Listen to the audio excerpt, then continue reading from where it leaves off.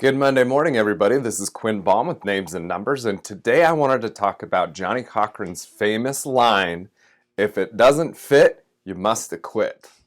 So most of you are familiar with the OJ Simpson trial. Of course, Johnnie Cochran was the attorney for OJ during his trial back in the 90s, and in his closing statements addressing the jury, he referred back to a glove that was supposed to have been worn by the murderer that OJ couldn't get his hand into, in the famous line, "If it doesn't fit, you must acquit."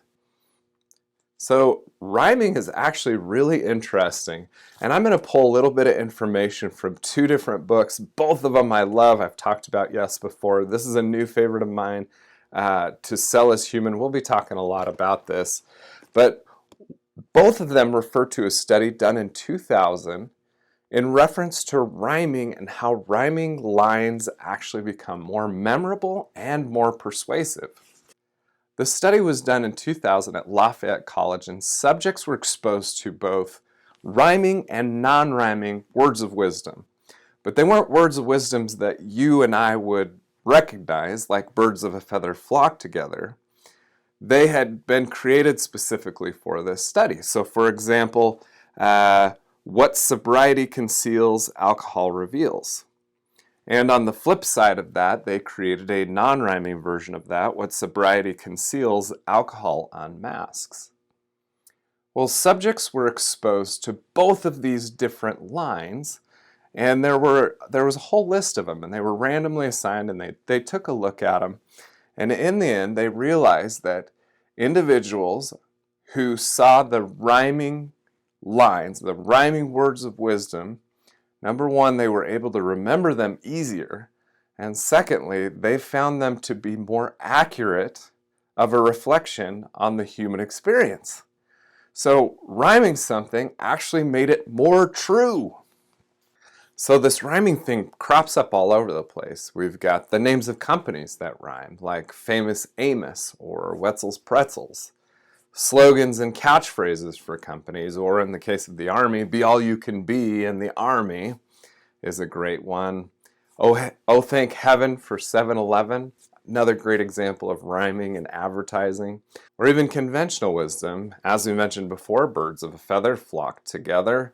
Fake it till you make it, or you snooze, you lose.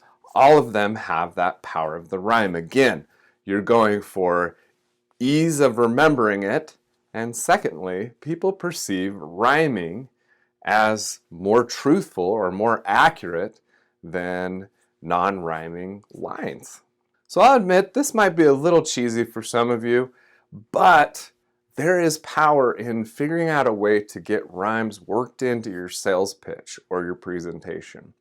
So I'm going to pull one last example out of Daniel Pink's book. He talks about Haribo. They're the gummy bear company out of Germany, and they make sure that their pitch, their tagline for their gummy bears rhymes in every single language.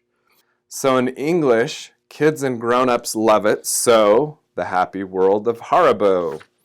In French, I'm going to not go there, but in Spanish, Haribo, dulces sabores para pequeños y mayores.